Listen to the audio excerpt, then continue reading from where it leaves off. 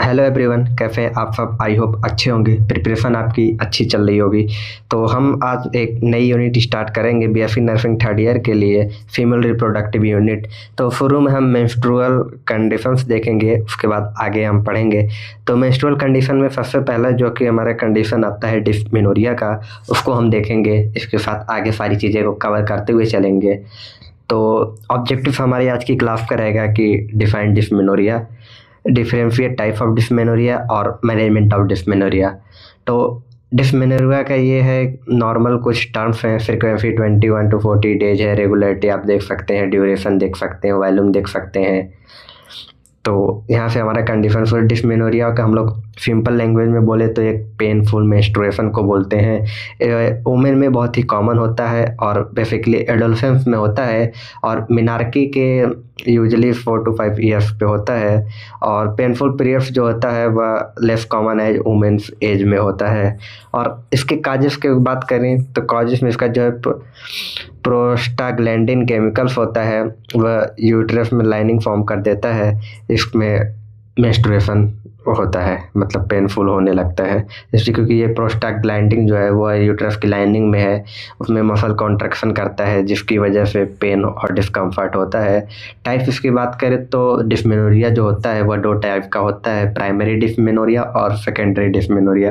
Primary dysmenorrhoea में वह prostaglandin का प्रोडक्शन का वो है इंक्रीजेज हो जाता है, इस कारण हो सकता है, मैं सिंपल लैंग्वेज में बताऊँ आपको। और सेकेंडरी डिस्मेनोरिया है वह आपका कोई गायनिकोलॉजिकल जो है वह डिसऑर्डर की वजह से होता है। तो सिंपल से लैंग्वेज में देखें तो प्राइमरी डिस्मेनोरिया जो है वह प्रोस्टाग्लैंडिन के उसके इंक्रीज होने से होता है, और सेकेंडरी डिस्मेनोरिया जो है वह गायनिकोलॉजिकल प्रॉब्लम्स की वजह से होता है। अब स्क्रीन पर देख सकते हैं, इसमें लिखा है प्राइमरी डिस्मेनोरिया है presence of recurrent crampy lower abdominal pain that occurs during menses in the absence of disease.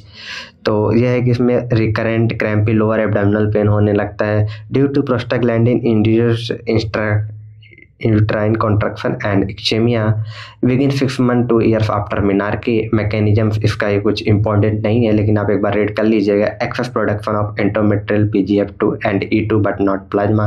This compound can cause dysrhythmia, यूएक्स contraction, hyper contractive and increase uterus muscle tone leading to इक्चेमिया।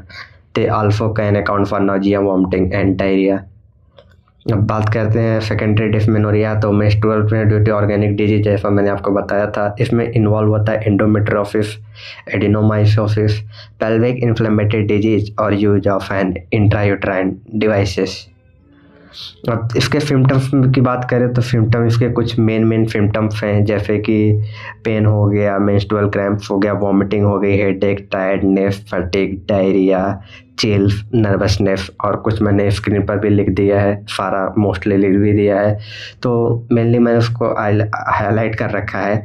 तो crampy देख सकते हैं, फिर और abdominal pubic bone, back और thighs में आपको पेन होता है।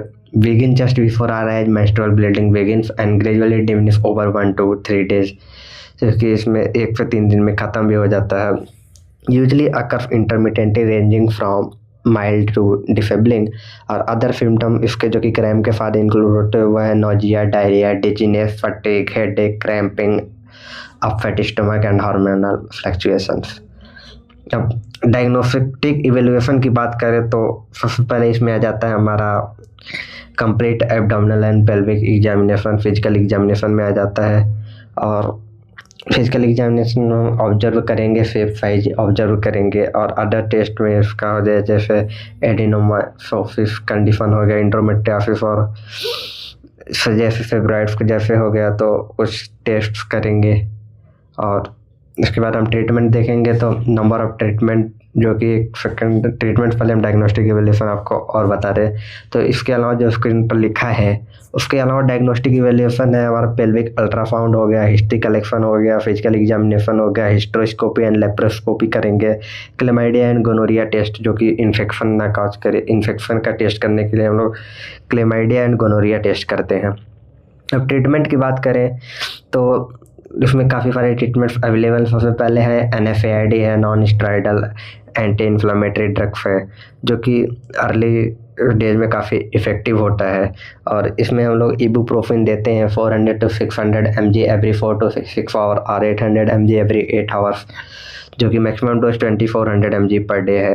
उसके बाद हम देते हैं बर्थ कंट्रोल पिल्स देते हैं, जो कि यूट्राइन कॉन्ट्रैक्शन और मेंस्ट्रुअल ब्लीडिंग को डिक्रीज करता है। उसके बाद आईयूडी है, contain the hormonal levonorgestrel Mirena Skyla Liletta can reduce dysmenorrhoea के इसके 50% चांसेस कम करते हैं।